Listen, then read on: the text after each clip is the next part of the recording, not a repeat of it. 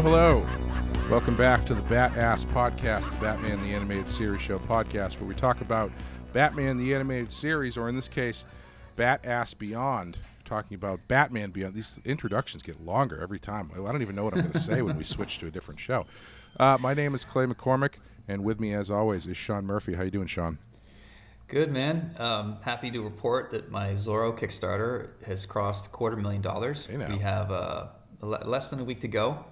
We got a few ideas on how to spike it at the end, like tiers for retailers, shops, discounts, Skype tiers, and a few more advertising things we might try. I'm hoping that we can get over 400. But yeah, I'm really excited with how well it's going, and not much to complain about, really. And the name of this book, of course, is The Erotic Awakening of Zorro. Yeah, Zorro, pants or no pants. But yeah, Clay is helping me edit, helping me with plot and stuff as always, so that's appreciated. Keeping me on track, which I'm halfway through the art and stuff, and getting your notes on issue 3. And I was happy to see that there wasn't too many crazy changes that you asked for. No, I add in one every now and then just to keep you on your toes, make sure you're paying attention. But there was one typo I had where Diego pulls out a gun and shoots Diego. Yes. And you're like, wow, that's a surprise ending. Yeah, it's a bold move. See if it pays off for him. That's great, though. That's great to hear that it's going very well. And there should be, a couple days left by the time this posts. So if you're listening to it the day it releases, you get a couple days left. You can get in there and get all sorts of stuff from this Kickstarter. Your Gen Joker issue 6 is either out now or out soon. It's been out for a couple weeks now. Okay. Generation Joker's all done. All 6 issues are out. And I don't know what's the turnaround usually for trades? Do you know? I'm going to go like 3 to 6 months. 3 to 6 months, that's what I figured, yeah. So if you don't get a chance to get it now, it'll be out in a collected edition soon enough. I assume. Mm-hmm. But, I'm not sure. My title, Batman White Knight, is already a little mouthy. Mm-hmm. Batman Curse of the White Knight, Batman Beyond, and then Batman White Knight presents Generation like they're getting really long. Yes, much like this show, they get longer every time. Exactly. Like if I had known better, if I knew this would be a hit, I would have thought of something more clever than White Knight. It's tough to abbreviate sometimes. At least with Red Hood, it was easy to say like White Knight Red Hood. All right, you get that. That gets it across. Yeah. But, it's tough when you're filling out the personal information forms for these books, and it's the entire thing. But you ever notice too that if you have a lot of YouTube channels, you can tell by the way that they marketed and branded themselves at the beginning, they did not expect to get big. Mm-hmm. So when their screen name is like Jellybean Shit 3000, it's like, all right, you were just an amateur who now stumbled into success, and it's too late to change. Is that the same thing with like screen names and stuff? You can tell these people were just like, whatever, I'm not going to get famous, so whatever. Shit 3000. Is that a backhanded shot at the Penske File, which is our Star Trek podcast? Oh, that's a good example. That's not the worst one, actually. It's not. But we have talked about it. Wes and I have talked about it, where it's like, I guess if we had thought that this was just going to be a Star Trek thing, maybe we would have picked a different name, but not a Seinfeld-based name. No, it was. It started because when Wes started I believe it started as a YouTube channel, and it was sort of a catch-all for things that Wes was into. Like he was doing board game playthroughs and reviews and stuff like that. So it was like the Penske File, which is whatever he wants it to be at the time. Right. And so once it became pretty exclusively Star Trek. It was too late to change the name. So the Penske Podcast, it will be forever. It's funny. Yeah, it's I kind of love it, actually. I mean, I guess it's how many like semi-clever Star Trek puns can you have for a title? Like, I mean, you're never going to hit the heights of like the BATTASS Podcast, but I mean, we knew what we were before. We kue we were going to be big. Oh, That's the yes, difference. Of course. We branded ourselves accordingly. There's a one of the guys from Impractical Jokers and one of the guys from Comic Book Men, or two of them, do a big podcast called Tell 'em Steve Dave. Oh, sure, yeah. My wife listens to them, and I know those guys have got money at this point. They've got branding, they have assistants. And the fact that they haven't fixed the name, because they didn't start the podcast. It was run by two guys named Steve and Dave who aren't even on, Right. It's such a... But there's T-shirts now and lunchboxes and all this shit. It's too late to change. Well, and that's an interesting one. That's an interesting one because that's kind of a recognized, like, that comes from Kevin Smith movies. Right. That phrasing. Okay. And so, but if neither Steve nor Dave are on the podcast anymore, I guess it's just kind of funny at that point. But yeah, they actually did a poll with their viewers saying something like, we know our name makes no sense. Do you want us to change our name? And it was like, mostly people were like, no, keep it. It's awesome. Yeah. So yeah, I think what are you gonna do? it's like changing a band name, where it's like, even if you've spent a couple years as a certain band name, no matter what you change it to, people are gonna go, Yeah. Even if like the previous band name was something ridiculous and terrible, it's never gonna land the way you want it to. Yeah. No, I mean, after a while, if your product is good, it doesn't matter what it's called. Like, I could call it Batman Jelly Bean, and it would be weird at first, but eventually... Ooh, is that an official announcement? Yeah, Batman Jelly Bean, only the black ones. Yeah, so it is what it is.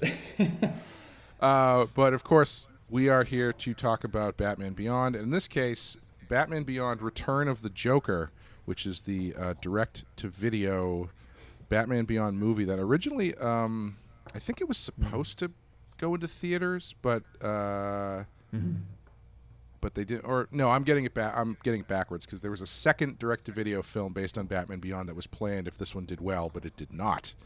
And the second film was canceled as a result. However, most of the major plot points of the proposed second film were used 5 years later to develop the Justice League Unlimited episode Epilogue. Oh, interesting.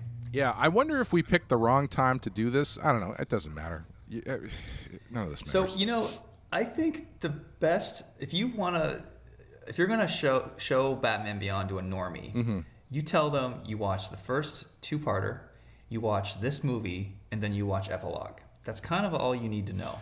And there's a lot of bullshit in the middle. I think I don't want to, even though we've kind of said this on multiple occasions through the last two seasons of this show, this is the best thing that Batman Beyond produced.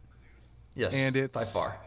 I feel like that's such faint praise because the stuff that makes it memorable is all Batman the Animated Series stuff. Yeah. It's like being the smartest kid on the short bus. Like, how much can you really brag? Sure. Yeah, let's one of us say that. But before I have better praise for it. I think this is as good as Mask of the Phantasm. Yeah, I would agree with that. Yeah, I think so. And some people would say Mask was the best Batman movie, period, for a while. Some people will go hard to defend that movie. And I would defend it as well. But rewatching this today, how well it moved, how well it was edited, the great animation, wasted no time. I prefer Mask, but I can say academically, I think this is probably equal in a lot of other ways. Yeah. Before we get too deep into it, I just want to say it's directed by Kurt Gaeta, screenplay by Paul Dini, story by Paul Dini, Glenn Murakami, and Bruce Timm. Yeah, it's tough, right? Because I guess they're. Do you want to go over the plot really quickly for people that don't remember? Yeah, Batman Beyond: Return of the Joker is the Batman Beyond movie where the Joker returns. And that's pretty much it. No, it's we catch up with Tim. See what the we never IMDb really thing learn says about. here. Well, we never learn about what happened to the Joker. So they kept Joker off the table, just like you and I kept Catwoman off the table in White Knight.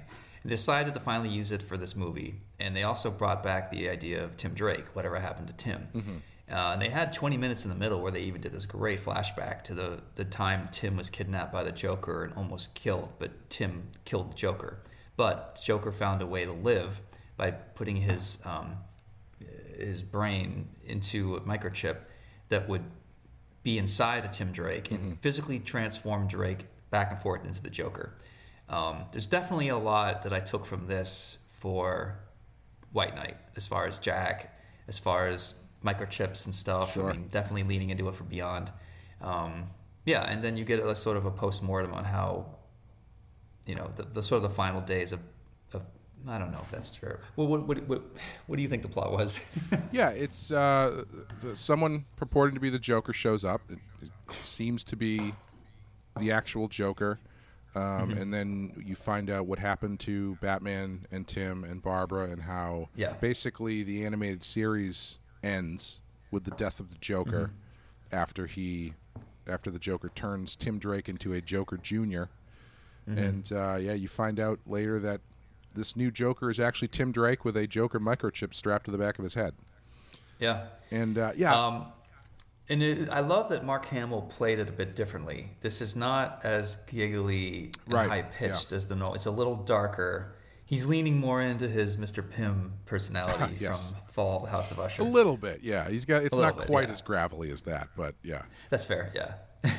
Yeah, did you notice they redesigned the Joker for the flashbacks?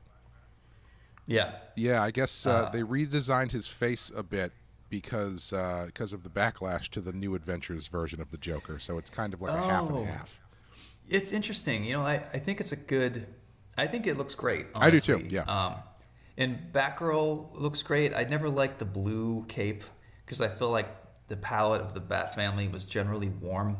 Even Bruce's gray was like a warm gray. The belt was yellow. Robin, once they got rid of the green, he was all warm. So when you had Batgirl with him in season 4 with the blue, it just kind of jumped out. But in this flashback, it's gray, and I think it looks the best.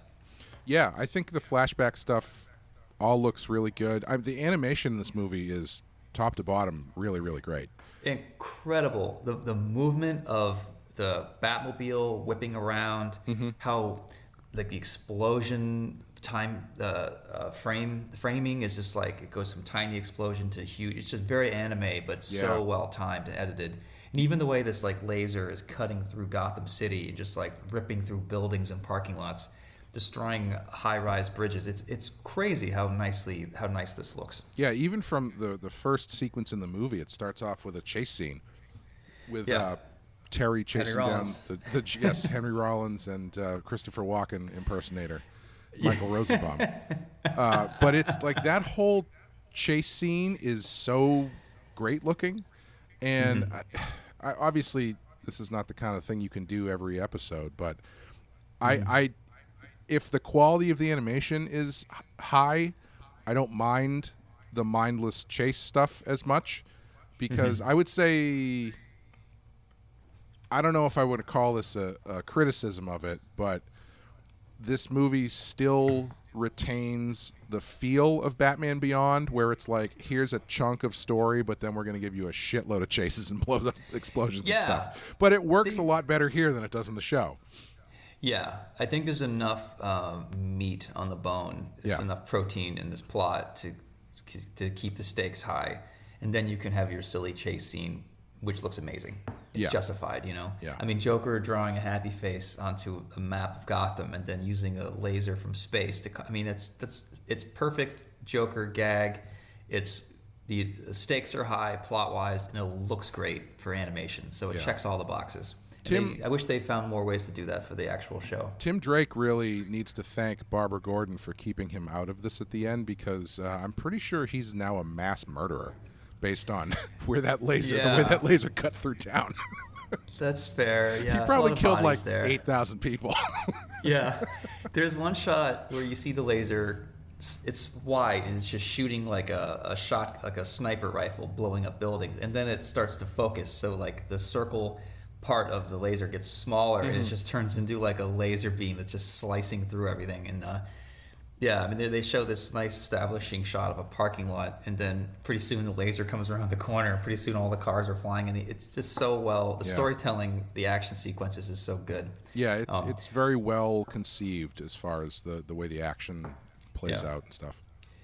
There was also in the flashback where Joker reveals that he knows Batman is Bruce Wayne, and there's a slow 360 camera pan on Batman in this darkened amphitheater. It looks a lot like Star Trek Next Gen when Riker decides to shoot at Borg Picard. Oh, sure. And there's like the shot. Oh, it's the greatest single shot in all 7 seasons of The Next Generation. One thing that I don't know if we talked about a lot was the lack of Paul Dini in this entire series. Mm-hmm. I sort of forgot that he wasn't really involved in any of the episodes. Yeah. And I don't know why he wasn't included. Maybe contract stuff, or he was working on Justice League. I'm sure there's good reasons why he wasn't around. But getting him back on this episode, I think he wrote the opening episode for Beyond the White Knight, and he wrote this. And I hope he wrote Epilogue, because if those are the 3 best episodes and it was him and Tim writing it, then welcome back, boys. Like, where the hell have you been? Yeah, I was thinking that too, but I feel like it's yes, but I hate saying that so much because I feel like it really diminishes all the work that everybody else on the shows have done. But Yeah. it is tough to argue that the episodes that he is a part of are not the best episode. Like, they're all pretty much slam dunks for the most part. I mean, it sucks that Sammy Hagar is way better than the other guy. Oh boy, you're gonna start a fight with that one, my friend. Wait, no, I had it wrong. It sucks that Sammy you? Hagar sucks Did you have it compared wrong? to David Lee Roth. No, I'm with Brendan Fraser. Backtracking. That's what we call backtracking, kids. Yeah. What do you have to say about negative things about Taylor Swift? Let's get everybody after you. Oh boy, yeah. Let's just talk about Israel while we're here. Yikes. Yeah.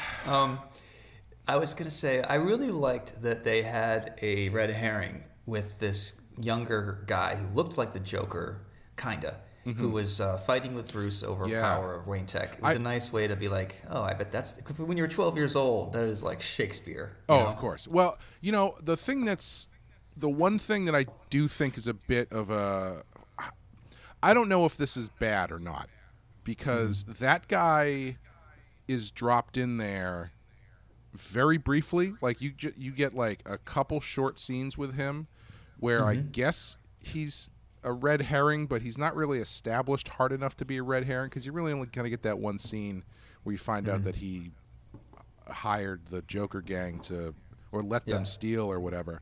But I realized he doesn't have his character's not in the credits. And I think it's because I think that's Mark Hamill doing his voice. Yeah, it definitely is. That's why I think it's, even more why I think it's a red herring. Right, yeah. And I was surprised that he wasn't even listed. Like, it doesn't even list Mark Hamill as doing his voice in the credits of the show or on IMDb or anything. But that's weird. That's just an oversight, I bet. Yeah. But yeah, I think he's it's for enough, a kid show, enough of a setup, I think, yeah.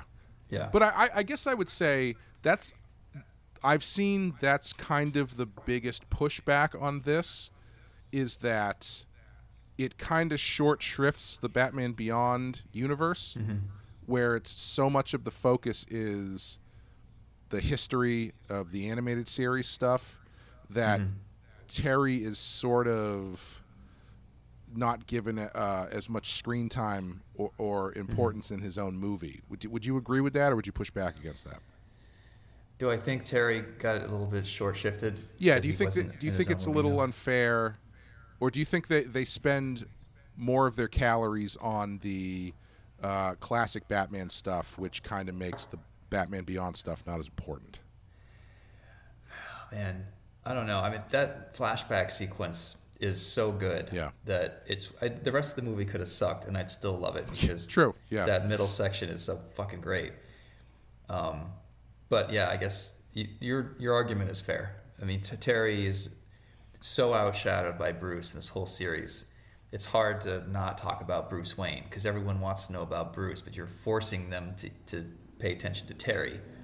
And I don't know if it's just how he's written or if it's the voice actor just doesn't have the chops that Kevin Conroy did, but Terry's just not as dynamic. But Terry's also 18. He's not supposed to be as dynamic as a 7-year-old vigilante. Right. Yeah. And I would say that you get. I would agree that it kind of places a Batman the Animated Series episode inside of Batman Beyond, but I do think the thing you're kind of getting that they're not explicitly calling out, but is in there anyway, is Terry getting to see more of what being Batman's sidekick, or whatever you want to call it, what that does to you, and what that does to what it does to you mentally, what it does to you as a as a person. He doesn't really reckon with that too much in this, but I think it is more of a he gets more of that stuff here than he does in the show. Like every now and then he interacts with Barbara, and Barbara's like, yeah, well, you know, it was never easy doing this, or everybody hates Bruce for a reason. But here he kind of actually gets to see the stuff that nobody talks about. And I think you can kind of take away that he's gaining new knowledge about what being Batman means and what this means to I would say maybe if they wanted to have room for him to make some sort of larger decision based on everything he's gone through at the end of the movie or whatever, but I don't know. I don't think you really need it that much. Yeah, I think they go out of their way to hint at the original Bat family's trauma. Yeah. But the viewer doesn't need to be in the room in the hospital as Bruce closes the door and they have their heart-to-heart. Right. It's sort of like the viewer is treated like Terry, where he's an outsider looking in, which I think works. But I also kind of wouldn't mind seeing him talk to Tim Drake for some kind of heart-to-heart. Yeah. Because they share a lot of the same, young, scooped up by Bruce. Do they regret it? Don't they? What kind of lasting repercussions? Whatever, that kind of thing. Honestly, that makes me think or realize, if they do another TAS movie, I would love to see Terry work with Nightwing and those two, and then get into what happened with Nightwing type of thing, where this, but with Kevin gone and people moving on, Arlene Sorkin, maybe that's in the past. Yeah.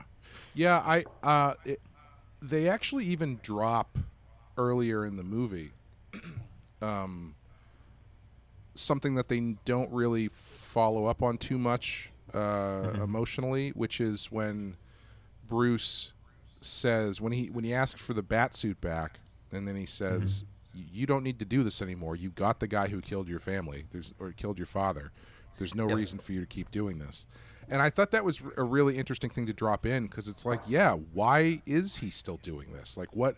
I feel like that's sort of what Terry's arc through the movie probably should be, but they don't really get into that at all. Even if it's just like a thing they touch in on here and there and kind of wrap up at the end. But that's a pretty good character beat for him that they don't really jump on. Yeah, there isn't a lot of conflict in Terry, is maybe what we're circling around. Yeah, I think that's it. I mean, he's excited. This is so fun being Batman. What kid wouldn't want to do this? And, Bruce is a surrogate dad, of course. Like, I can see why any kid would love this and not want to give it up, because it's so cool. But as you get older, and I think that's what Nightwing, what the Robins eventually learn, is, well, what is the cost of doing all this shit? It's a lot of injuries, a lot of bruises, internal as well. I mean, and we never really see Terry get there. Although I guess maybe he might in Epilogue. Yeah. That would be Terry's conflict right there. Epilogue, by the way, was written by story by Bruce Timm and Dwayne McDuffie, and teleplay by Dwayne McDuffie. Okay, so not Paul, but still, Dwayne McDuffie is a big comic writer. She, I think it's a she. He. Yep. Yeah, he did the Milestone stuff, right? Mm-hmm. Okay, got it. Yeah. Passed away way too young, unfortunately. Yeah. What did you? Oh, I do think it's important to point out how creative the fight scenes had to be with Dee Dee, because Batman's not allowed to hit girls, and I think that the creative solutions they found for him to shove them into each other, or go invisible, and make it look like one's shoving the other, and sort of bashing their heads together, but kind of gentle. Yeah, I thought all the fight scenes were really smart in this. Yeah. The stuff with Dee Dee was really great. I thought the fight with the Joker at the end was awesome. Because like they're basically locked arms, like in Michael Jackson video, basically punching each other at close range, doing like those are particular moves. That's not just the slugfest that you see in a cartoon. That was planned really well. Right, and then on top of that, it doesn't just stay a slugfest because the Batman punching the Joker is not very interesting. Terry actually uses his mind to outthink the Joker to a certain extent because the Joker's not used to being heckled and being shit talked by Batman. So when he starts shit talking him at the end, I was like, oh, that's so good. That's such a great way to distinguish Terry and Bruce. So that's the one problem I have with this movie is I think I like the words written on the page. I get that Terry needs to have his own solution and be himself in a way Bruce couldn't be. But I think that the actor's delivery doesn't match. It doesn't feel right to me. Yeah. So he literally is like, where's the A material? Where are the blah, blah, blah? Like his voice goes into a higher pitch like a geek. And I kind of wish that he had played it, like dialed it down to... Okay, so Bruce doesn't make jokes, but his stoicism is funny. Terry does make jokes, but it's a lot of dark humor, and it's never dialed up to 11. Yeah. Like, I think Terry's at like a 3 or a 4. So I feel like the way I would have done the ending would be they're beating the shit out of each other, but he's making the same lines, but he's doing it in a darker way. Like, where's the A material? Punch. Where's this? Punch. If you think you're going to get the old man to laugh with buzzers and blah, blah, blah, blah, blah, punch. I think that's the delivery I want. It's just weird to hear Batman go like this and start talking about A material. I'm glad that they don't do it while he's fighting him because I don't know. I just Batman physically fighting the Joker. I never believe because unless it's Michael Keaton and Jack Nicholson because they're about the same height. But like I don't know. It's just I am always more interested if they can find a more creative way than just punching each other. I do think that I have never bought Will Friedle's Batman voice though. I don't think it's very convincing. And I think once you isolate that with him just saying lines and not showing Batman while he's saying them, it kind of accents that he doesn't quite have the zip that some other people have. I agree. Yeah. And I'm with you in that I don't need to see a punch fest. Like there's got to be another way to do the scene where Will Friedle doesn't start talking like this because it just doesn't feel right. Like the script probably read fine, but I'm sure he did a bunch of takes. And unfortunately, this is the one they went with. Well, but I don't know. I just feel like the delivery. It's so interesting that you call it out because I kind of think I ended up going the other way with it because I don't like his Batman growl, and so he kind of like drops it when he's doing those lines and just kind of says them like Terry, and I kind of preferred that because I just don't buy it when he's like trying to be tough. It just never lands the way I think he wants it to land. You know? Yeah. My version would have a different actor do this, by the way. No, I think I'm close to agreeing with you on what we're saying here. Yeah. I think we're not too far apart. But I understand you love interesting solutions to problems like this. And even if someone takes a big swing and misses, I know you give it more points than I do. But for me, I just feel like the high-pitched thing just always felt wrong in this scene. But I'm not exactly sure what I would do to fix it because I get what they're doing. Yeah. Yeah, I think overall the whole sequence is really good. From the Joker using the buzzer, which then drops into the thing, which then sets the laser off, which then Terry uses the buzzer to short circuit the chip. I think that's really good. I think that it is kind of strange to have Batman and the Joker fighting each other, and that be the high stakes of the scene when you've got a giant space laser destroying the city while it's happening. But I guess that just shows you how powerful the idea of Batman and the Joker is, because, like, I think there's another version of this where Terry goes out of his way to try to stop the laser a little bit more, you know? Because it is tearing the ass right out of Gotham City as they're punching each other. And the solution... the Batmobile go into space? What's that? Oh, I don't know. I think it should. I mean, I would try it at that point. Forget about the Joker. Sure. Just stop the laser. But yeah, like, it's the solution for destroying the laser is wait till the laser gets to the building and then it will destroy itself. But in order to do that, it has to tear a giant hole through Gotham City. And I know it's... You have to get rid of your grip on reality to a certain extent with this stuff, where it's like, well, yeah, giant laser. Yeah, of course that's... We don't want Batman to get killed, and the laser's getting closer and closer to Batman, so there we go. But, you know. It's conceivable no one died. We didn't see any dead bodies. Sure. Just like in Superman. Yes, with the amount of structural city damage that happened, I'm sure no one caught a stray brick in the head or anything. Yeah. What did you think of the slow jam guitar intro music? Oh. I've said all I have to say about the music in this show. People don't need to hear it again.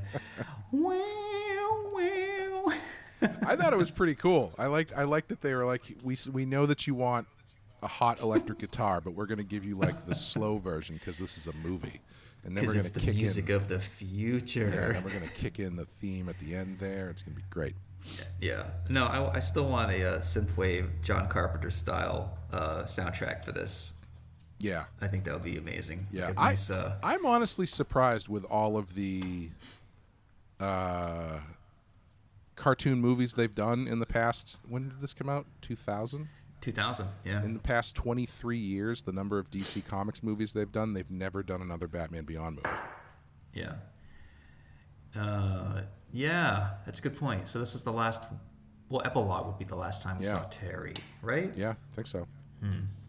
So one thing I noticed, too, is this whole movie is the unedited version. Right, yes. Yep. The difference is, I think it's just two scenes. One where Joker is talking to the other Jokers, and he uses the gun to shoot Henry Rollins. Yep. In the edited version, he just gasses him because getting stuck with something, it's just a little bit too bloody for a kid's show. And the second time was in the flashback when Robin shoots him. In the DVD version I have, Robin throws the gun and shoves Joker, and Joker stumbles back into an electricity room, right, and accidentally flips a switch and electrocutes himself, which I think is actually more violent. Yes, it is.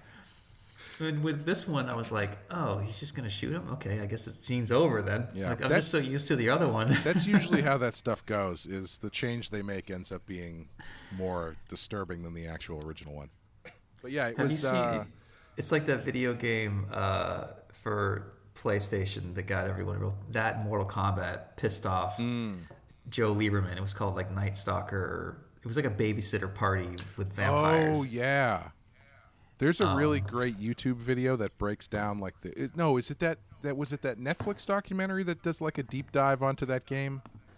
Yeah, that was really good. All right, I forget what the documentary is called. But that's the one where it's people in a house and these vampires, but the vampires just look like people in trash bags.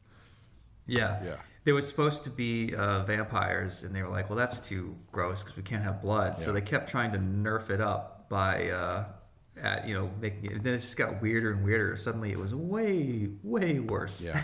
Well, what I always say about Mortal Kombat is that they made such a big stink over Mortal Kombat when it came out on NES for really no reason. But Mortal Kombat now is the game all of our parents were afraid Mortal Kombat was 30 years ago. Yep, they were right.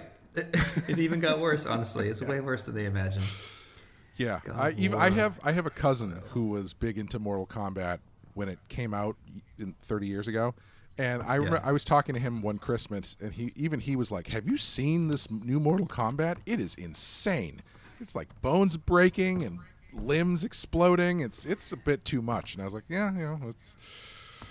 you're clearly a dad now. Okay, hold on. Joe Lieberman. Night Trap. Night Trap. Yes. Yeah. If anyone's listening, the story of Night Trap, I think they actually tried to use Kickstarter to make a Night Trap sequel. Oh, really? To do it the right way. And it's got such a cult following at this point. Yeah. But then I think there were some shenanigans with the Kickstarter, and I don't know if they followed through, or I don't know, something happened. I think you can probably go on YouTube and find all the cut scenes from that, and it's worth watching because they're pretty bad. Very rapey, very problematic is an understatement. But yeah, it was actually changed largely in part to Columbine, actually. They thought it was too soon after that. It was a kid's show, or kids are using guns and stuff, and so they changed that up. And it's I was going to say, what do you feel? How do you feel about how dark this gets? Because it gets pretty dark. I love it. Yeah. I think it's needed. I mean, I've been such a nutrient deficit watching this series. Yeah. It's so nice to actually have yes, finally, I'm excited about this character. And this is all I wanted in Batman Beyond. It's all here. You even get some of the little brother stuff, and Bruce's got a little bit of everything in it. You really don't need to watch a lot of the other episodes because this has it. Yeah. Well, apparently, no, go ahead. I was going to say, you should make your point first, because I have a story about where I first saw this. Oh, okay. I was going to say, apparently, and this, I believe, comes from IMDb, so take this with a grain of salt, unless there are other places to cross-reference this. One of the early ideas for a Batman Beyond film involved the now elderly Selina Kyle / Catwoman as the main villain. Her obsession with Batman having deepened, Kyle would set about creating half-clones using Bruce Wayne's DNA, one of which would be revealed to be Terry. Kyle would also raise a, quote, son of her own in this fashion, who she would instruct to kill criminals and who would battle Terry. It was also implied that Kyle still had an attraction for her, quote, son. Bruce Timm and Glenn Murakami, however, decided this concept was too dark and had too many sexual overtones, so the Catwoman idea was dropped, but the idea of creating a duplicate using imprinted DNA on a child was kept for the Joker's plan. The idea of Terry being revealed as Bruce's half-cloned son was later used in Epilogue. Yeah, what's that trope when the mom is too enamored with her son? Usually the husband left her by this point. Yeah, there might not be a name for it, but I was watching some Law and Order recently. Back to the Future effect? Yeah, sure. So when this came out, I was a sophomore in college in Georgia at Savannah College of Art. Mm-hmm. And there was some kind of comic book club, because we had a major, which was sequential art, which was my major. And they had this room booked, and someone had downloaded a legal copy of this movie, which no one had ever seen. Took them 4 days to do it, but they got it. Yeah. So we go to the room, and it was the unedited version, and but to watch it, we needed to get one of those TVs that were on one of those roller carts. Nice. Because it was still the year 2000 or 2001, and it was in this closet that was locked. So we have about 30 people there waiting to watch this movie, and no one can get in this door. So I take out a credit card, and I start to go at the door to see if I can unlock it. And everyone was like, oh, you've seen too many movies. Oh, yeah, Sean, the badass guy, blah, blah, blah. I was already an outcast because I was the only guy in the department that went to the gym. I wore a bandana, but I still wore socks with sandals, so, because New England. Sounds like you're a mess. But I'll be damned if I didn't get that fucking thing open. Yeah. And everyone shut their stupid faces because I saved the day. I also did that in college exactly once, and I could never do it again. You need a certain type of door, like a really cheap, light Home Depot door to make it work. The thing I actually used, because it is one of those things that everyone sees done so often that you just assume you know how to do it. It's like that in The Simpsons when they're, I think it's the Lemon Tree episode where Bart and Milhouse are spying on someone, and he's looking at them through binoculars. And he goes, I'm not sure what they're saying. And Milhouse says, you said you knew how to read lips. And Bart says, I assumed I could. It's very similar to that, where it's like, I've seen people do this on TV a million times. All you do is slide a credit card into the door and it unlocks. Yeah. Frankly, if that's all it takes, might want to rethink these locking mechanisms. But I did it once with a Blockbuster video card. Mm-hmm. You need a flimsy card. That's a credit why it card's works. too. Yes, Yeah. because it If was it's- flimsy enough to wiggle its way through the thing, but I could never do it again. Yeah. So I don't know what I did. You need to go in behind the lock, so that little thing that slips out, the angled part of it is facing away from you. So you need to go deep and pull the card towards you. But there's been a lot of lock companies that have figured this out by now. They've seen these movies too, so it's not as fun, not as easy to do as it used to be. That's the result of yours is much cooler though, because I only did it because we needed to get into a room in one of the studios to dispose of paint. That's pretty heroic. It's not as cool as freeing a television so people can watch a bootlegged Batman video. That's true. I'd much rather be known for that. The amount of naysayers who thought I was full of shit, who like left the room already. It's like you left Woodstock before Jimi Hendrix got on stage. Just Big like mistake, that. fuckers. And guess what? I made it in comics and they didn't. So suck it. I was destined to get to Batman one way or another. So you were watching the PG-13 version, the unrated version, uncut version? No, so we had the cool version because it had blood on the lip. That was the other edit. And right. when the blood came up, there was a little disclaimer at the bottom, like this scene has been altered for final release. And every time this little like parental warning came up, we all kind of had a chuckle. Interesting. Yeah, And I was too busy doing backflips and somersaults in the back of the room because of how glorious I felt. You just tried to keep the thing going, but no one really cared about your clapping push-ups that you were doing in the back. Not quite I as kept trying to get them to call me like the Batman Bandit, but yeah, it didn't stick. When you try to make up your own nickname, it just doesn't work, does it? No. Very rarely ever works. Have you ever had I a was going to nickname? say it worked exactly once, but the outcome wasn't that great because he ended up being the leader of Germany in the 40s. But Oh, yeah. That's Too fair. dark. It's enough time. It's okay. yeah. It's not too soon. What were you going to say? Did you ever have a nickname outside of wrestling camp? Outside of wrestling camp? Yeah. My aunt had a great one of those like nicknames that distilled itself down into something else. So she used to, when I was a kid, she used to call me Clay Dog, and then eventually that turned into Dog Man. So my aunt's nickname for me was Dog Man, which I always thought was kind of fun. And you know the successful book series based on I do, yeah. I Yeah. wish You getting any piece of that? No, I wish I had thought of that before. Yeah. Now, Yeah.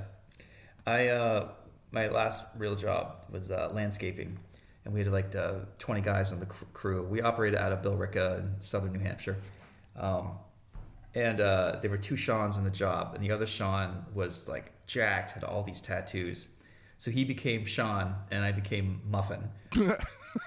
And it wasn't that I was a pussy. It's just that, and I thought about fighting the nickname, but I've seen people try to fight their nickname, and it just never works out. Yeah. You just have to accept that you just take it on the chest. If it's a good nickname, great. But like the more you fight it, the worse it gets. And there was another guy in the crew who kept trying to fight it. His name was Chad, of course. He liked Dave Matthews Band, and it was all over before it even started for that guy. Yeah. And he tried to fight his nickname, and eventually we would like steal his lunch, lock him out of his car, What throw was his the keys in the nickname? woods. I forget. Yeah, I don't remember. But I remember mine was Muffin, and I knew don't fight it, just accept it. It means they like you, and they're testing you. how did you And that get was Muffin? because my last name was Murphy. So then it was Murphy McMuffin, and then it was McMuffin, and then it was McMuff, and then pretty soon it was Muff. Okay. But, yeah. Sure. I was like, thanks, guys. Glad to be included. That's the best thing you can do with a nickname, you know? And that's when I became a man. Yeah. Nicknames, man. And the next year, I broke into a closet with a credit card. And you turned around and said, "Everybody cheer for Muffin." I mean, I do have a Murphy verse now, That's so true. in a way I did, yeah. Well, you know, it's really unfortunate that it's going to be referred to as the Muffin verse from here on out. The Muff verse. So for my Zorro campaign, I'm doing this. One of the biggest tiers is you pay a lot of money to get onto a cover that's a nod to the X-Men cover, Day of Future Past, and you've got Wolverine and Jean Grey on the bottom of it, and behind it is all these wanted posters of dead. I think it's mutants. Shadowcat. Not that it matters, but Shadowcat, sorry. So I'm going to do one with Zorro, and the backers who pay into this tier can get their name on a little like Bandit wanted poster in the cover, and that cover will be one of 20 produced, so it'll be like really low run, very valuable. So part of the tier is I'll draw a likeness of you, and you get to pick your bandit name. But I needed an example to show people, so I'm like, all right, well, I guess I'll just draw myself. And then I'm like, I don't know, what's my bandit name? So I came up with Inky McGordo, which is the best I could do on the spot. It's not great, but already on Muffin? Instagram. Yeah. Well, now I can see that. But yeah, McGordo is like, Gordo is Spanish for fat. And so people are having fun with it on Instagram already, and I think that I accidentally dubbed myself a new nickname. I would prefer to go back to Muff, just because, I don't know, at least it's edgy and sexual. Now it's just people thinking you have a lot of weird body image issues. Yeah. Yeah. So are you gonna do? I saw you're gonna do portraits and then give the people the original art of the portrait. Yeah. So it's expensive. Yeah. It's $5,000. But you get an original piece of art. Like I'll draw. Send me a picture of yourself looking like a badass. I'll draw it, ink it, and hand letter whatever you want your bandit name to be. Someone wanted it to be of their dog, so they sent me a photo of their pup that passed away recently. Yeah, it's really interesting spins people are giving me. I think I've only got 3 or 4 takers so far, which is fine. I don't need all 10. But it also comes... Is that why you asked us what our names would be, so you can fill the empty holes with people you know? Yeah, that's what you guys are to me, just empty holes. Yeah, I think in the last day of the Kickstarter, a few of those will go, which is great. So with that tier, you also get one of everything of all the covers and all the books and that stuff. Plus, you get a invite to Dallas Fan Expo, where we'll have a private Zorro party, which will have like Zorro cocktails, free food. Oh, I didn't know about that. Yeah, it's like a VIP event, and we figured, Texas is central located, it's near Mexico, good Latino vibe, blah blah blah. Editors aren't invited to that party. Who's that? Editors? Yeah. Oh, dude, you can come. I mean, you were invited to Fargo, but you didn't go. I mean, I'll take you with me to see Omas, but I don't know, you come up with an excuse like your leg hurts. Listen, I can see your brain going, where do I take this? Yeah, Fargo was a little too expensive for a goof for me. It's all right, man. I think it was. I think Adrian Paul felt the same way. Yeah, I'm sure I came up. I'm sure there was lots of talk about me. So yeah, that'll be in June, I think. And there's actually a guy who does his own custom action figures, and he did a whole line of White Knight toys, and he's in Dallas. So I'm gonna see if I can that guy from Instagram. Yeah, he's nice. there. So I'm gonna see how much it costs, if I need to get insurance or ship it. I don't know, but figure something out. Have a good time. Well, maybe I'll see what's going on in Dallas. Maybe I'll go down for that show. I've never been to Dallas. Yeah, I've been just to the airport, but Corinne might be going to. Maybe something you want to do. Yeah, I'll look into that. And you can go to the party if you spend $5,000. No, you can be my plus one. You can be my date. Thanks, I appreciate it. So what do you think of the Christopher Walken thing? I don't know, man. What do you think? I love it, but it's so weird. It's apparently Michael Rosenbaum, when he was on the show previously, in between takes would do this impression, and they loved it so much that they just wrote this character and specifically said, "We want you to do this in the Christopher Walken impression." Brilliant. Yeah, I would have done the same thing if I was them. Yeah, it's a pretty good impression too. Yeah. We didn't get to a rating or what would you draw, but one of the things I was gonna say was drawing the Joker's gang. I really like his pumpkin look. I think that guy'd be cool to draw. I wanted to talk about the Joker gang a little bit and some of the designs in general, because the Joker gang here is weird, because I feel like Pumpkin Guy, or Ghoul, I believe his name is, great design. Woof, the hyena guy, pretty good design. Yeah. Dee Dee, I feel like, is half of a good design. And then I like Dee Dee. I think it's like, I don't know, I guess I'm expecting more from the lower half of the design, but like I like the Raggedy Ann kind of face design. And then the other two guys are just sort of like, that's fine, whatever. The guy wearing a mask, weird big guy. The Henry Rollins guy I like, yeah, but just because of Henry Rollins. But I think looking at his design right now with the red shirt with the what do you call it, overalls on one shoulder, I think it looks good. I guess what I'm thinking is like Ghoul feels more specifically designed than everybody else. Like he doesn't fit with the rest of that group. You know what I mean? He's too cool. Yeah, he's too thought out. Yeah. He doesn't look like one of the Jokers. He looks like he just showed up to hang out. That's a good point, actually. Because they should all have reminiscence of Joker, and he really looks like Scarecrow. Yeah, which I mean, again, great design. Yeah. Like either you go all Halloween with them all, or you tone him down and you make him look more like a clown or something. Yeah. The pink guy is my least favorite. He just looks gross. He looks like the ice cream man from Twisted Metal. Oh, whatever. Sure. Yeah. Yeah. Well, how do you feel about the Joker design, the Batman Beyond, that sleek black jumpsuit or sweatpants suit? Yeah. With the slick back hair. With his just leather onesie, basically. Yeah. It's fine. He does the job. I don't know what else I would have done. What about you? Yeah, I think it works. For something that is, I guess you're really kind of in an odd spot where it's like, all right, this is the Joker. Do we want to go full Joker with it, or do we want to kind of dial it back because it's not quite the Joker? Because like if he showed up wearing full purple suit Joker, that probably would have felt weird. Yeah. And I think the black suit feels kind of like sleek and modern. Yeah, it's more serious and dark. Like even if you took this design and added one flower on his lapel, it would just get goofy. Yeah. Or you added a bow tie or gave him green shoelaces. Like the more you add, the more you take away how severe and dark he looks. Yeah. So I guess this was the right way to go. And I like this like back hair. Like it's no bullshit is what this costume says to me.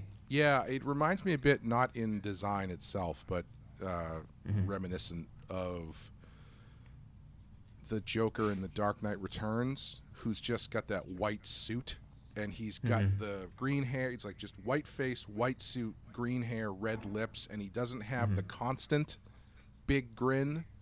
It's sort of like subdued for the most part until he really goes crazy. But it's that sort of like very sleek, one color with a couple accents. Yeah, he was designed after David Bowie for that book. Oh, that makes sense. Yeah. Yeah. Yeah, that's one thing that my editor told me when I was doing White Knight, was they're like, well, Frank Miller used David Bowie, so who's your Joker? And I was like, Don Draper? And he was about to say, that's stupid, but then he thought about it and he's like, actually, okay, that's pretty brilliant. I'm like, whew, okay, good. Because he was a Madman fan, so. Yeah, what about the black nail polish on Joker? I think that's a good kind of like goth kid move. Yeah. It's a little, I like it. It's a little asexual, which sort of fits with the Joker. It breaks up his hands in a nice way. Yeah, I think that works. Yeah, I think you're right. It makes him feel more serious and more dangerous, frankly. Yeah. Because it doesn't have the goofy highlights. You know, it's funny with the Joker's team we have here. There's a lot of characters, and you run the risk of like, Jesus, what are they all going to talk about? So one of the moves is you make one character mute, or you have Chewbacca in there somewhere, or you have Groot. You have a character that's a presence there that doesn't actually talk, so you can kind of the team doesn't feel as crowded. So you have the Splicer dog character, which I think is brilliant. Yeah. Dee Dee is essentially one character anyway, and once the big guy is killed at the beginning, I mean, you get a pretty slim crew here, but I think it's just enough to play with, you know? Yeah, I think it works pretty well, yeah. Wolf is voiced by Frank Welker, who is the go-to guy for animal voices and has been for, I don't know, 50, 60 years at this point. He's Yeah. he's a voice that you would know immediately if you heard his other voices. He was Fred from Scooby-Doo. He was Ray in the Ghostbusters cartoon. I believe he's Megatron from the Transformers. Oh. Yeah. So he's one of the classic voice actors, and Right. a lot of times they bring him in just to do animal noises, like on The Simpsons. The episodes that are focused on Santa's little helper, the dog, he does the voice, quote unquote, of the dog. He's got to be Warner Brothers exclusive. Like, I'll bet they have a contract with him, and they're like, this guy's super cheap because we pay him a salary. Let's just fly him in and have him do the voices. No, I'll bet he's that's not. why. He is incredibly expensive. Really? Yes, he is. But, like on the commentaries for The Simpsons, they're like, this is the most money we've ever paid anybody to come in and do this show. Man, if I was Warner Brothers, I'd be trying to lock that guy down on a contract and then throw as much work as anytime there's an animal voice, you have to just come in and do it. But you're getting paid well for this. Yeah, you know what I mean? He's been around long enough that he can pick and choose his gigs and he can charge what he wants for it. I wonder how much he's still working. I don't know. I have no idea. Yeah. He was also Slimer on the Ghostbusters cartoon. So Wolf sounds a little bit like Slimer in certain places, but I love the idea of Clarissa Explains It All. Mm-hmm. What's that actress's name? Melissa Flockhart? Melissa Joan Hart. Melissa Joan Hart. Her and Henry Rollins in a room together recording. I would love to just totally different opposite personalities. I would love to know if they hung out at all or what they thought of each other. Especially year 2000 Henry, where he wasn't quite as tame as he might be now. I would be curious if either one was at all aware of the other one's career. Yeah. Unless he's probably walks in like, ugh, Hollywood blonde, whatever. Unless maybe Henry Rollins, big Clarissa head. I don't know. You're on a tour bus a lot. Maybe he's watching a lot of Clarissa Explains It All. They only get a couple channels back then. Tour bus, TV, you never know. I mean, his spoken word is basically Henry Explains It All. Yeah, there you go. One of his major influences, which is true, because you said it, so it's true here on this show. You heard it from Muff, everybody. Muff will never lie to you. Only facts from Muff. It depends on what's underneath. Yeah, it's an interesting cast. The Barbara Gordon is a different voice from the show. It's Angie Everhart, where I believe the show is Stockard Channing. I don't know. I don't know why they switched. She does have more like tired lesbian voice, but in a good way. That's coming from both me and Clay, everybody. Yeah. Yes. Definitely half of that is true. Muff speaks the truth. Sean only speaks in half truths. And Tim, he's like my Harvey Dent. Yes. Okay. And Tim Drake is voiced by Dean Stockwell, who is Al from Quantum Leap, which is fun. Oh, cool. What do you think about the Tim Drake character? Good. I don't know. I mean, I guess I wanted more from him, but there's so much going on in this movie, it might just clutter it up. Yeah. Yeah, I like it. I like him a lot. I like the idea that he's just a regular dude, having a regular life, and that's a good cover for what they end up doing with him. And I like his design too, because he's just a kind of a dumpy guy, but he's got still has stays in shape. Yeah, he still has the Robin like swoop to his hair, which one connects them. Furrowed eyebrow, which was cool. Yes, yeah. He had like one Joker eyebrow and one normal eyebrow. Yeah. Well, yeah, I think he's a good addition. And I like. So you wanted that dad bod to be on Jason Todd, yes, right? Very much so. Yeah. Well, I wanted Jason to be out of practice for doing Batman stuff, because he's had a long life since he left that night that Joker beat the crap out of him. So sure, man. For a 4-issue series, that would have been great. I mean, he doesn't have to get good again. He can always be kind of bad at it.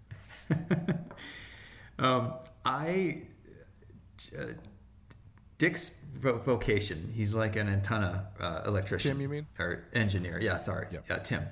And I like him on that cherry picker that floats up and down. I always thought that'd be cool to draw, but I hate the design of the antennas. Like if you go back and look at it, it's like, what happened here? There's no. I know that this is sci-fi kid show, whatever. And at first glance, they look cool, but it doesn't make any sense the way that this like arm is coming out from the middle of the dish, and the dish is supposed to tip up. It just.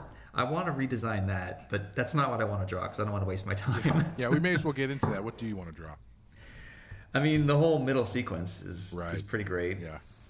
I don't know if I want to draw an amphitheater though, because you're drawing a circular room with chair. Yeah, like that's kind of a bummer. I do dread those sequences anytime. I mean, not that I've really had to draw any, but anytime I open a book and see someone who has had to draw a circular room like that with chairs, I'm like, ugh, I just get a shiver in my spine.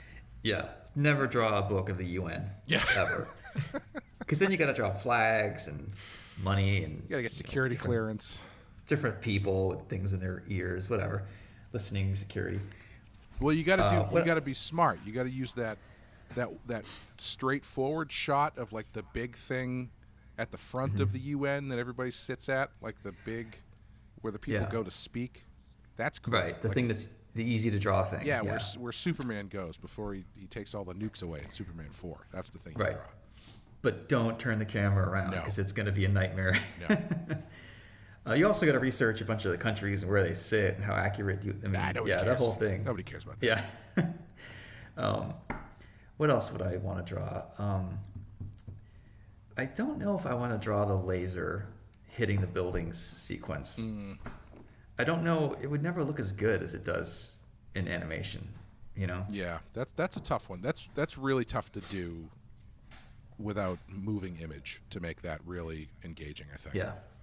Like I could draw a 2-page spread of the Batmobile in the foreground driving towards us. And in the background, you see the laser hitting. Yeah. That you also see a line of destruction and explode. Like that's doable, but the way they had the laser hitting buildings and cars at different angles, that's a lot of work. Yeah, definitely. But it's doable, but I don't know if it's worth it.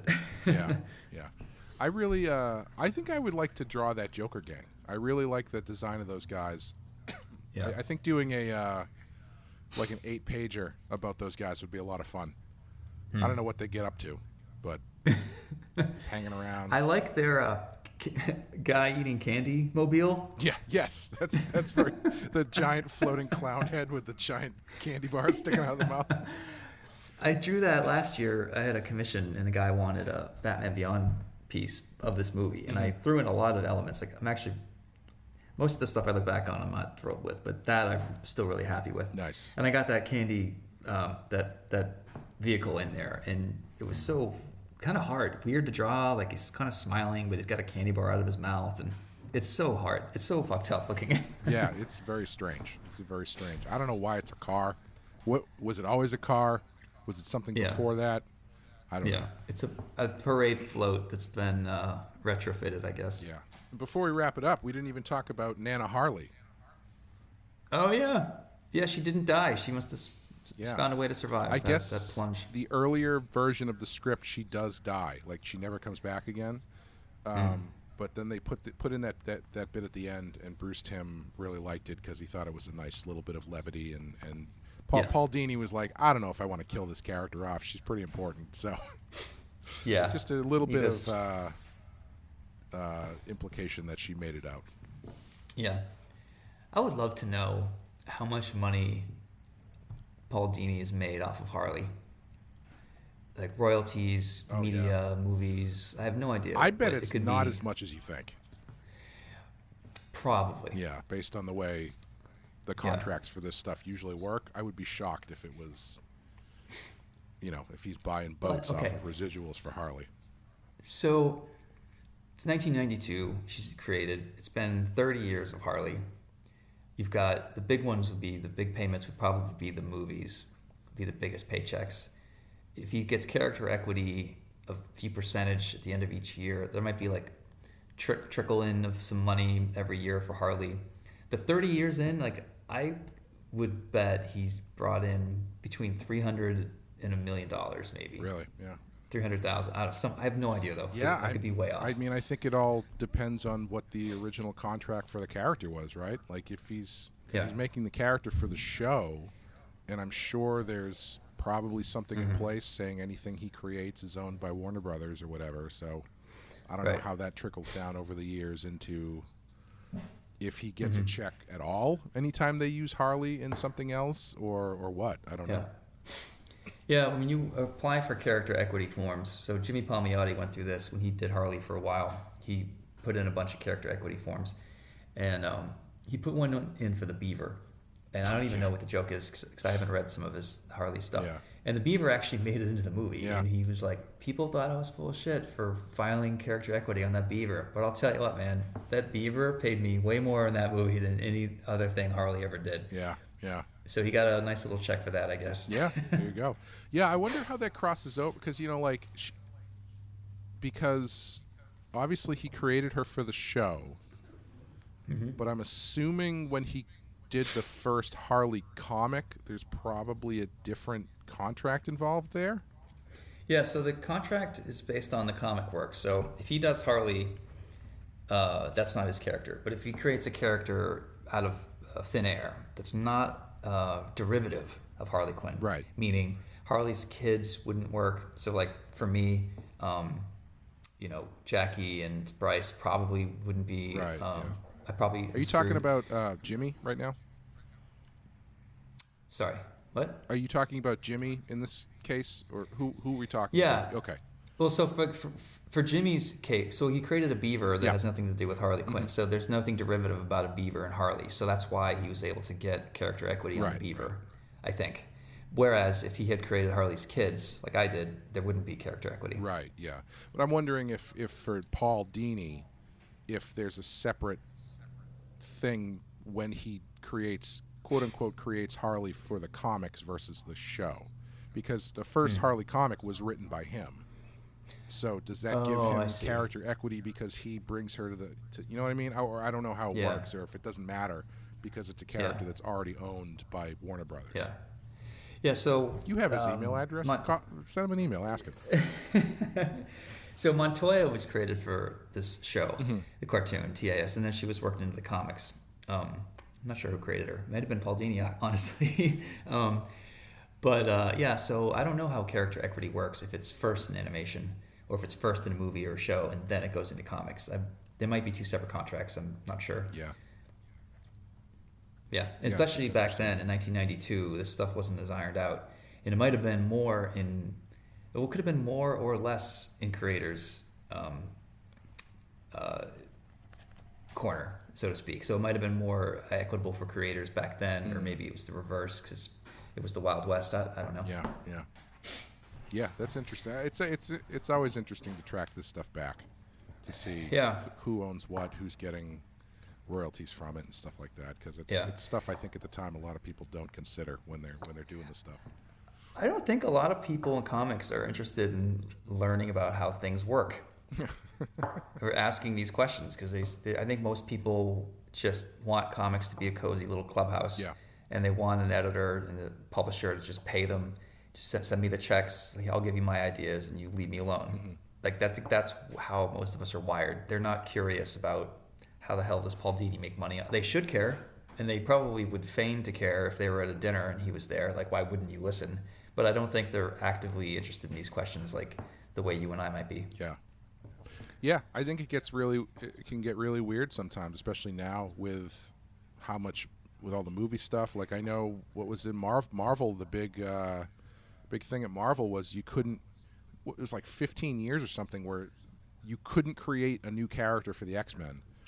Specifically because if you did that, it immediately became owned by 20th Century Fox. And so they kept the X-Men basically in stasis for 15 years because they didn't want to give any new stuff to Fox. And so, that's such a petty move too. I mean, Marvel Comics think that it's powerful enough by not doing X-Men comics for a while, by trying to push the same thing when Fantastic Four. Yeah, I it's thought like, the really, same guys? thing. It's so petty. Like, fucking Christ, give us Wolverine. Yeah, I thought the same thing where I was like, so what they're going to do is they're going to forego having these characters. Comics. I know Fantastic Four, they did the same thing where it was Fantastic Four was owned by 20th Century Fox, and so they kind of basically got rid of them for a while because they didn't want to, X, Y, and Z for 20th Century Fox. And it's like, you would rather do that than have these characters out there in other forms that might bring people back to the comics? Your job is to sell comics. Your job is not to spite your partners in the media level. Right. Like, your job is to sell comics, and X-Men sells, Fantastic Four sells. So any attempt to try to force your readers to not care about those characters, what are you doing? Like, where is this directive coming from? Right. Or is there something I'm missing? Maybe that wasn't what was happening. I don't know. But as I've always understood it, it was them just seemingly being petty. Yeah. Comics. Yeah. Am I right? Yeah. What's the how would you rate this as a I mean, if we're rating it the way we usually rate things? Oh, 5. 5, yeah. I think I want to get into we have a couple questions from our listeners. One of them was sure. Do you actually like the Batman Beyond portion of the movie, or do you give it a boost for the flashback? And I think it's tough. Like, we kind of talked about it a bit, but like I said at the top, it's kind of the best thing they ever did with Batman Beyond, which I feel bad saying. I mean, to be fair, we haven't watched season 3 yet. Who knows? There could be a few bangers in there. I'm going to say probably not, but I mean, you can't. Sometimes you only get Sammy Hagar. Am I right, everybody? Hey, I saw Van Halen exactly once, and it was with Sammy Hagar, and I thought it was amazing. And then years later, I read up on that tour, and apparently it was like the worst tour they ever did because Eddie Van Halen was just drunk the whole time. I couldn't even tell. I thought it was fantastic. Yeah. I didn't know. I had no opinion, but I knew it was cool to defend David Lee Roth because of Airheads. Yeah. Yes. Yeah. I think Sammy Hagar has good stuff with Van Halen. They're two very different bands. They're kind of interested in different stuff. I was big into Van Halen's first and second record.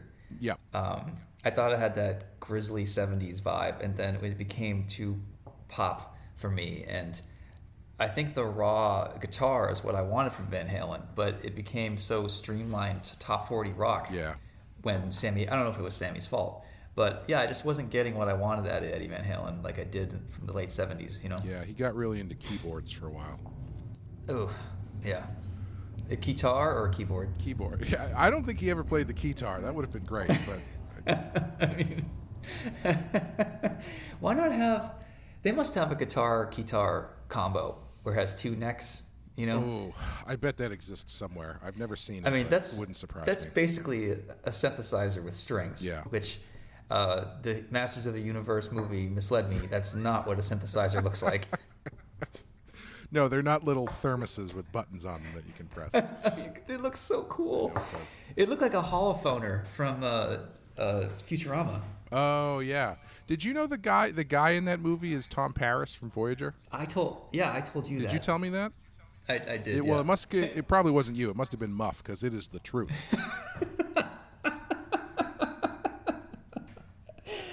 Damn it. I'm not going to argue with that. Muff has a way of cutting through the bullshit. We've got a question from our listener, Kyle, who always gives us softballs. Wait, is Muff the good version of me or the bad version? That's up to you and Muff to decide, my friend. Okay. Kyle's coming right at you on this one, Sean. Sean has begun multiple podcasts this series bemoaning modern movies like recent Star Wars and Indiana Jones entries for languishing in the past with fan service and not offering anything new, but then watches a show about a new iteration of Batman and complains about it not connecting enough to TAS or featuring enough legacy characters like Catwoman. Discuss. That's a fair criticism. I guess is it going to be a good revisitation of the original material or bad? Mm-hmm. There's a certain amount of cashing in. It's just a payday, but I think that Beyond attempts to do it the right way. Like, they purposefully avoid Bruce Wayne. Yeah. But the problem is, while that might be a punk rock move, you've got to have something just as good to bring people in. And if Terry isn't up to the task, then I think that's where Terry wasn't quite as interesting to me, and the way the show was done didn't have as much plot to keep me interested. Yeah. I think that's those two things are what made it. That's why I went back on my whole thing and I'm like, I want more Bruce Wayne. Like, give me the shit that's working. Because like every time he would show up, it was like, thank fucking God. It's not because I'm a sucker for the past. It's just because there's more meat there, you know? Yeah. It's, it's interesting to think about it in Star Trek terms, right? Because Star Trek gets away with dipping back into the past because it's usually for like a one-off episode. Yeah.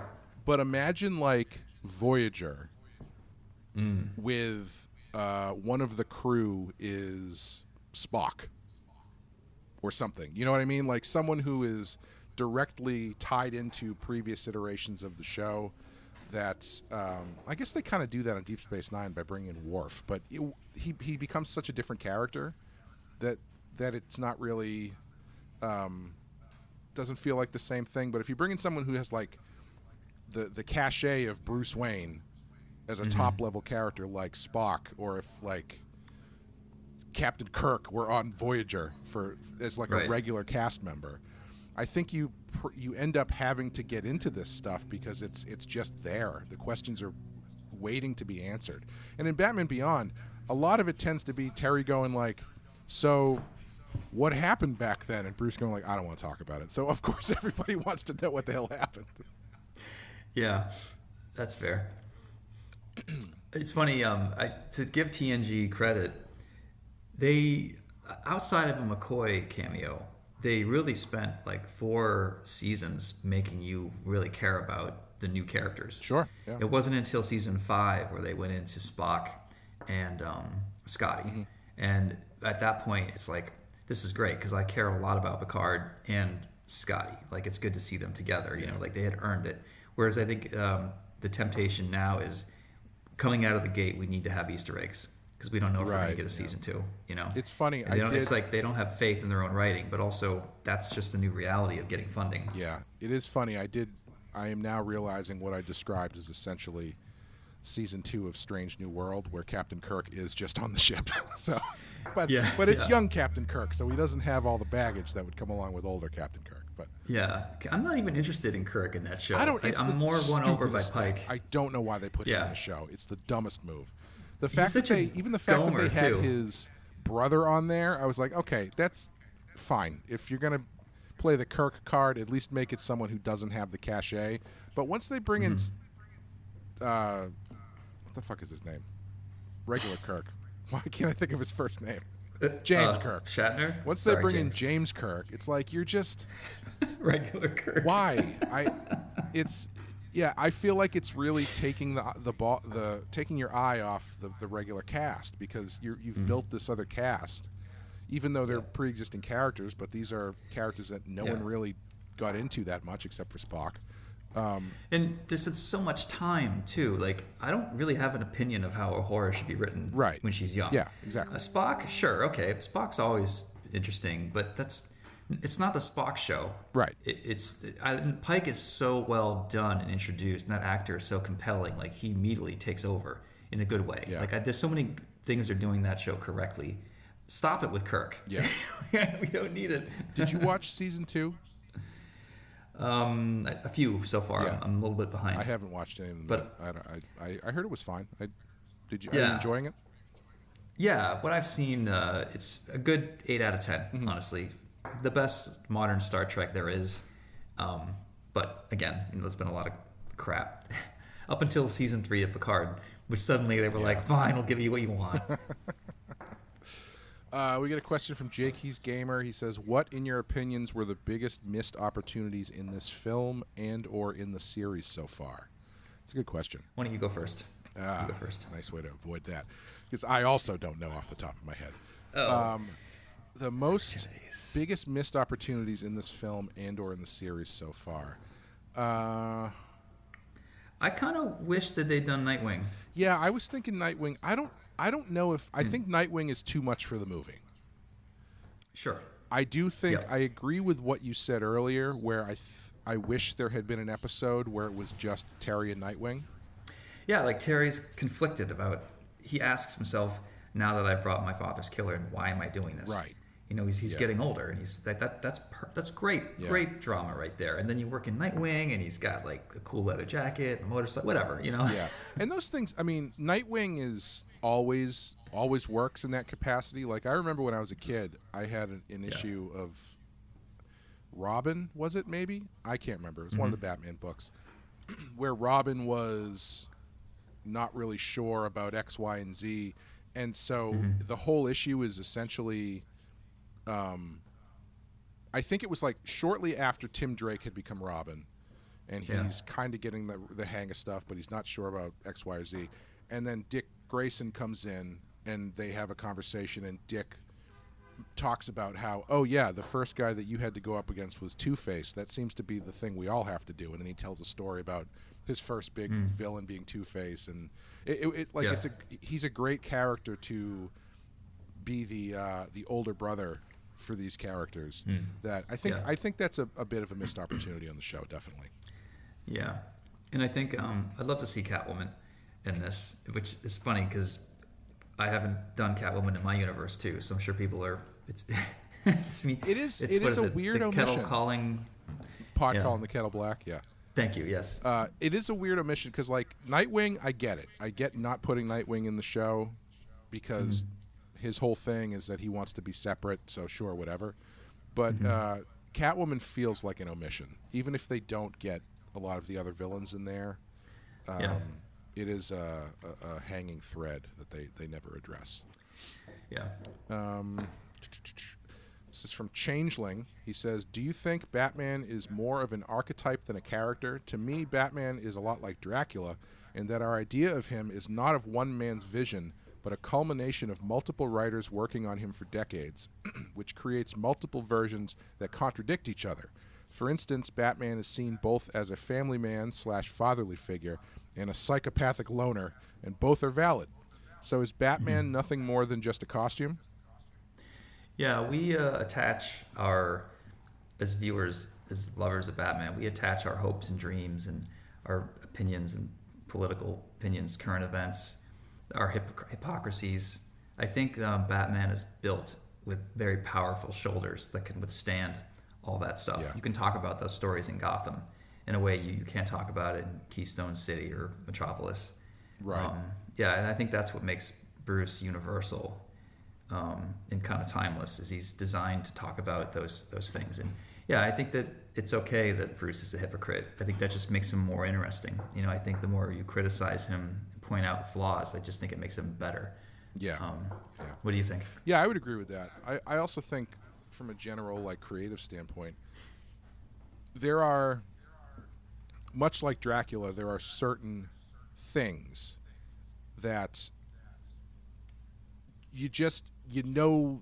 if they get changed, it just isn't right.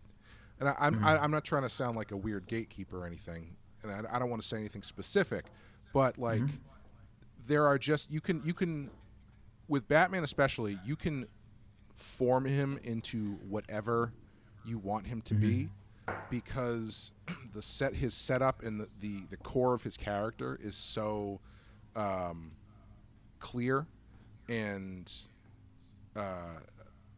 really can be used in so many different iterations of the character. But there are certain things where if you're reading the most out there version of Batman, there's something about that you're going to say yeah, okay, this is still Batman. But sometimes if you could be reading the most grounded version of it, and there are things you're going to go no, that's not it.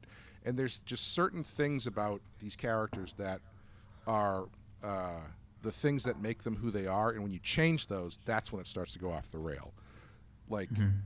If Dracula isn't a vampire, you kind of go, well, I don't know about this. Or if Dracula can't be killed, I mean, who knows? They've probably done all of these things. But there's something identifiable even in the craziest versions and the craziest iterations of these characters that still feel like those characters at the core. But if you change too much of that stuff, then I think it's why are we even using this character? Why aren't we doing something else? Yeah. You can have a serious Dracula, a scary one, a comedic Dracula. It all works. Sure. He does have to be a vampire. He does have to have the dilemma of I can't walk out at night or in the daytime. I need to drink blood, maybe. Like some of those things maybe you could take out. But the 10 Commandments of Dracula are, you can't change these 10 rules. And I think every character has 10 commandments. And Batman's 10 commandments is at least one of his parents has to die. He can maybe have a sibling, but you got to be careful. There has to be some hypocrisy with him and the police. Like, there's some certain thing. Spider-Man probably got to lose Uncle Ben. He probably should be a kid. If he's not young and insecure, it starts to feel weird. Like when you make him a billionaire and he's, a playboy, it doesn't feel like Peter Parker anymore.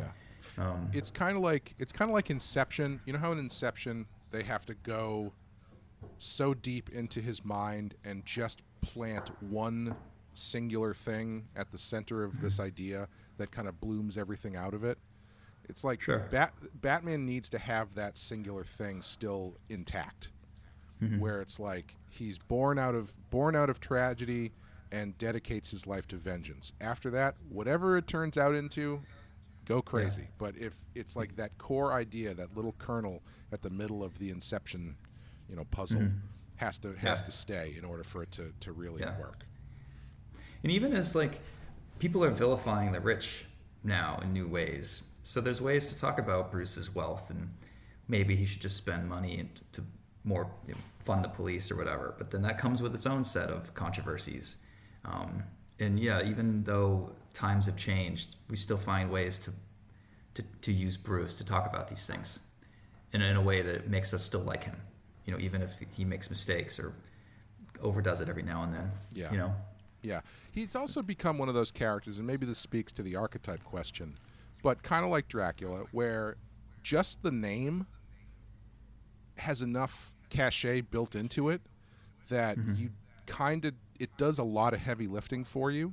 Where like if you were to tell another story in DC Comics, like in a DC Comics Elseworld story or whatever, blah, blah, blah, blah, who knows what's going on, and then Bruce Wayne shows up, all of a sudden you like, okay, I know this guy, I know this character. And then the same kind of thing with Dracula, where it's like he's got 100 years of stories that are all kind of in this weird multiverse that kind of funnel down into a singular line that do so much heavy lifting for you. It's like when you're casting someone and having the casting do the work for you. If we cast Tom Cruise, we don't really need to do a lot of work on this character because the fact that Tom Cruise is playing him does a ton of that work for you. That's fair. I think I'm probably rambling at this point, but no, I think you made your point. I get it. Is there any more questions we have? Last one, quick one. Which Prince song would you want for the next Batman movie? I don't know Prince as well as you do, Clay. I actually don't like Prince that much, and I don't get why he's such a big fucking deal. So, Clay, defend. If I had to pick a Prince song, probably Sexy Motherfucker would be a good one. Or one of my favorite Prince songs is Bambi, which I don't think really has anything to do with Batman. It's just a pretty awesome song. So maybe throw that in there in a club scene or something. But right, yeah. I think that's going to do it for us on Batman Beyond: Return of the Joker.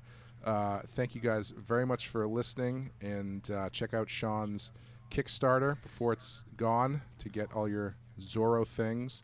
And if you get to Dallas next year, Clay and I will be there. You can hang out with us in person, and maybe McMuff will show up. Sean will do a costume change halfway through. Thanks, guys. Thanks for listening. Thank you, Sean. Thank you. We'll be back soon with Season 3 of Batman Beyond. See you guys. Let the good times roll. Stop.